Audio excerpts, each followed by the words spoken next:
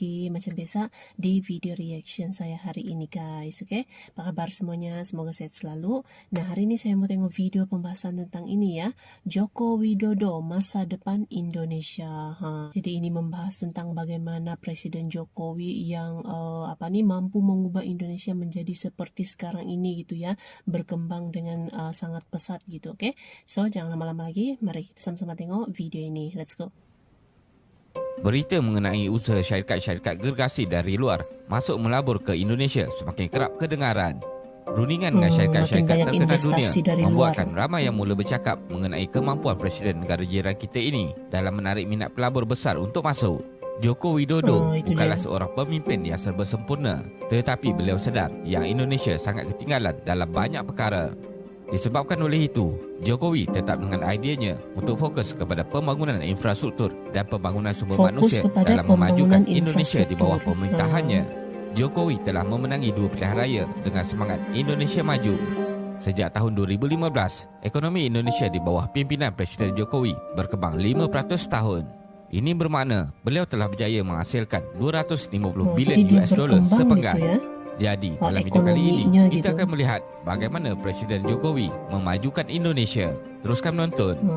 Bagaimana Presiden Jokowi memajukan Joko Widodo Indonesia. atau juga dikenali sebagai Jokowi merupakan Presiden Indonesia pertama yang tidak mempunyai latar belakang tentera atau tergolong dalam salah satu keluarga politik terkemuka negara itu. Kejayaan beliau dalam pilihan raya dilihat oleh ramai penganalisis sebagai menandakan permulaan era baru politik Indonesia yang lebih demokratik. Jokowi dilahirkan dan dibesarkan di Surakarta, sebuah bandar di tengah-tengah Jawa Timur Laut, Yogyakarta. Bapanya adalah seorang penjual kayu yang menjalankan perniagaannya di jalan-jalan bandar. Datang dari latar belakang orang susah menjadikannya salah satu daya penarik buat Jokowi apabila beliau mula menceburi politik. Jokowi mendapat ijazah dalam bidang kejuruteraan perhutanan pada tahun 1985 dari Universiti Gajah Mada yang terletak di Yogyakarta. Selepas tamat pengajian, beliau bekerja selama beberapa tahun di sebuah kilang pulpa milik kerajaan yang terletak di wilayah Aceh di utara Sumatera. Kemudian, beliau membuka kilang perabotnya sendiri di kampung halamannya di Surakarta. Pada tahun 2002, Jokowi telah menjadi pengeksport perabot yang sangat berjaya dengan bilik pameran di beberapa benua serta menjadi pengerusi cawangan tempatan bagi Persatuan Pengeluar Perabot yang berpengaruh di Indonesia. Jokowi memulakan kerjaya politiknya sekitar tahun 2005 apabila beliau berjaya memenangi pemilihan sebagai Datuk Bandar Surakarta mewakili Partai Demokrasi Indonesia Perjuangan. Sepanjang tempoh berkhidmat, beliau berjaya dalam mengurangkan kadar jenayah dan menarik pelancong asing masuk ke bandar itu. Jokowi juga terkenal kerana kerap membuat lawatan mengejut ke kawasan kejiranan miskin. Pada 2010, Jokowi dilantik semula sebagai Datuk Bandar dengan lebih 90% undi. Beliau kemudiannya disenaraikan sebagai Datuk Bandar ketiga terbaik di dunia oleh Yayasan Datuk Bandar Antarabangsa. Semasa menjadi Gubernur di Jakarta pada 2012, Jokowi mula dibandingkan secara meluas dalam media dengan Presiden Amerika Syarikat Barack Obama. Sebahagian besarnya kerana terdapat persamaan fizikal dan juga mempunyai persamaan acuan politik yang sama. Pada 2014, parti Jokowi memilihnya untuk menjadi calon bagi pilihan raya Presiden Indonesia yang diadakan pada 9 Julai. Beliau telah meraih kemenangan dengan lebih 53% undi popular, menewaskan lawannya, bekas Jeneral Prabowo Subianto. Walaupun Prabowo mendakwa bahawa terdapat penipuan undi yang berleluasa dan secara rasmi mencabar keputusan pilihan raya tersebut, Mahkamah Perlembagaan Negara Sebulat Suara menolak tuntutannya pada Ogos dan sekaligus membuka jalan untuk Jokowi memegang jawatan pada 20 Oktober. Antara usaha awal Jokowi selepas menjawab jawatan Presiden ialah mengurangkan amalan rasuah untuk menarik lebih banyak pelaburan langsung asing ke negara Indonesia.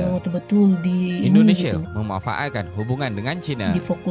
Antara usaha besar yang dilakukan Jokowi dalam memajukan Indonesia di bawah pemerintahannya ialah dengan menjadi antara negara terawal di Asia Tenggara yang menyokong usaha dan inisiatif One Belt One Road atau OBOR oleh kerajaan China semasa penggal pemerintahan Presiden Jokowi yang pertama sejak tahun 2015. Semua pembangunan dan perkembangan pesat yang sedang dilakukan oleh kerajaan Indonesia sebenarnya banyak bertitik tolak dengan kerjasama ini. Penyelidikan yang dilakukan melaporkan bahawa Indonesia seandainya bersama dengan China bakal menjadi antara penerima faedah terbesar inisiatif itu kerana kedudukan Indonesia sebagai rakan dagang terbesar China di Asia Tenggara. China sendiri ketika itu sudah menjadi pelabur terbesar di negara tersebut. Sejak mula lagi Okey. menyatakan sokongan kepada inisiatif obor, Jokowi telah meletakkan sasaran One Belt, untuk memajukan One Road, kawasan-kawasan yang mundur di negara itu melalui pembangunan infrastruktur serta fasiliti yang lebih Nah, baik. itu pembangunan Matlamat itu infrastruktur diteruskan tuh sebagai di agenda utama pelbagai beliau daerah gitu ya, selepas di berjaya mendapat Indonesia kembali gitu. mandat memerintah, iaitu dengan meletakkan sasaran pembangunan sama rata ke seluruh Indonesia sebagai fokus utama. Itu tuh. Setakat ini, sasaran Indonesia adalah untuk mewujudkan 4 koridor pembangunan terbesar melibatkan Sumatera Utara, Kalimantan Utara, Utara Sulawesi dan Bali. Setiap koridor dibangunkan dengan matlamat berbeza-beza. Contohnya, koridor Sumatera akan diangkat sebagai hub logistik utama di kawasan perairan Selat Melaka. Jadi Kalimantan setiap pula dia sebagai punya ini penjana akan tenaga hidro dikembangkan serta gitu ya. 2 lagi koridor di Sulawesi dan Bali untuk tujuan pelancongan. Antara projek yang dirancang di bawah kerjasama ini ialah projek bagi membangunkan jalinan rel kereta api berkelajuan tinggi di antara Jakarta dan Bandung sepanjang 150 km kereta api cepat dengan tu ya, tujuan untuk Jakarta membangunkan Bandung, ya. kawasan-kawasan satelit di sepanjang laluan rel tersebut yang dijangka mampu menyumbang lebih RM100 bilion kepada ekonomi. Walaupun berdepan tentangan yang memandang inisiatif obor mempunyai agenda perluasan kuasa China sebagai kuasa dunia, dan ia juga dikatakan sebagai salah satu bentuk penjajahan baru menggunakan kuasa kewangan, Presiden Jokowi dilihat tidak lagi mahu menoleh ke belakang dan menyifatkan pelibatan negara China di Indonesia tidak akan dihentikan kerana kedua-dua negara akan memperolehi manfaat besar hasil daripada kerjasama mereka. Pembentukan Kerajaan Perpaduan. Antara rahsia terbesar kejayaan Jokowi dalam memajukan Indonesia ialah dengan mewujudkan kestabilan dan konsistensi dalam menguruskan negara. Jokowi memilih pembentukan Kerajaan Perpaduan walaupun mempunyai kemampuan untuk memerintah sendiri bersama parti sekutu. Pelantikan musuh politiknya sebagai Menteri Pertahanan iaitu Prabowo Subianto adalah langkah besar yang diambil olehnya dalam usaha untuk mententeramkan pergolakan politik Indonesia yang sering dilanda rusuhan pada waktu itu. Dan bijaknya Jokowi ini adalah apabila beliau melantik sekutunya Hadi Jajanto sebagai Panglima Tentera Nasional Indonesia TNI bagi mengelakkan potensi kudeta daripada Prabowo yang masih berpengaruh dalam tentera. Akhirnya, kestabilan kerajaan dapat dicapai kerana ruang pengkhianatan tertutup rapat. Hasil daripada pembentukan Kerajaan Perpaduan, lantikan barisan menteri teknokrat, kurangnya pembalahan dalaman menjadi kunci kepada keyakinan pelabur untuk memasuki sesebuah negara. Walaupun pada awalnya ramai yang terkejut dengan tindakan Jokowi ini, namun masing-masing akhirnya sedar kebenaran fakta bahawa dalam politik sebenarnya tiada kawan ataupun musuh yang kekal. Teman hari ini boleh menjadi musuh esok hari. Begitulah sebaliknya. Bijak Dasar Presiden pengenalan Jokowi ya. Undang-Undang Baru Cipta Pekerjaan.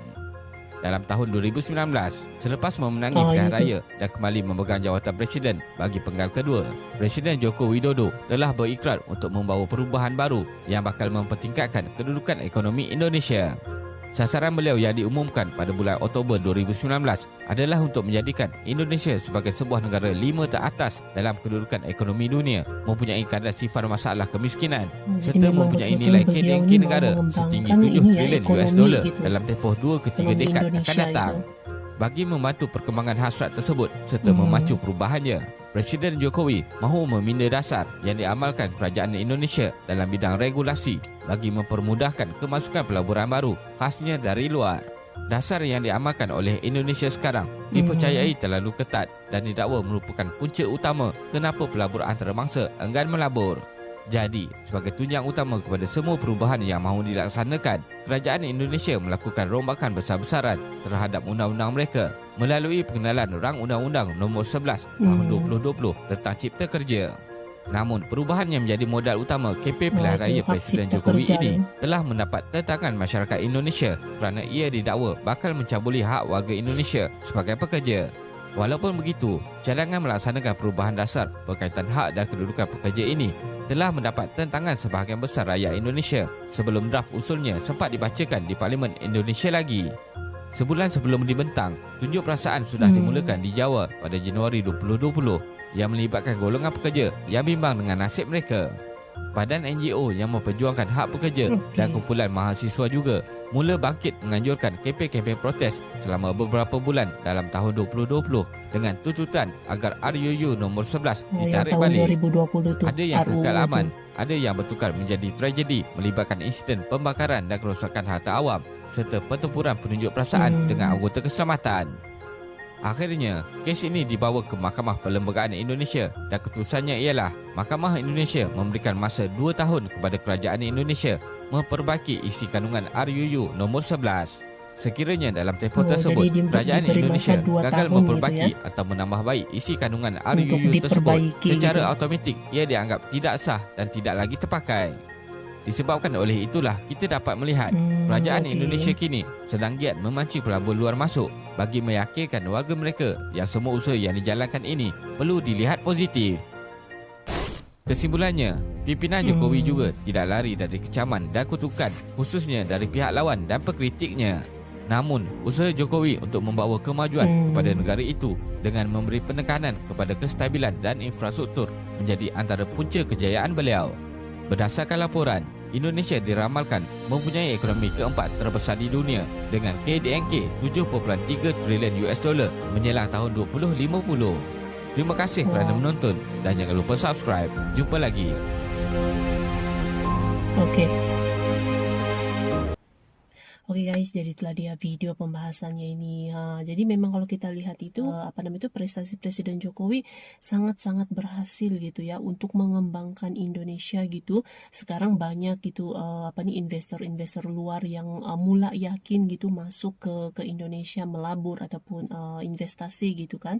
So, terima kasih banyak sebab kamu sudah menonton video ini. Jangan lupa macam biasa untuk support channel saya dengan subscribe, like video ini dan jangan lupa untuk komen juga, oke? Terima kasih banyak dan kita jumpa lagi di video seterusnya. Assalamualaikum.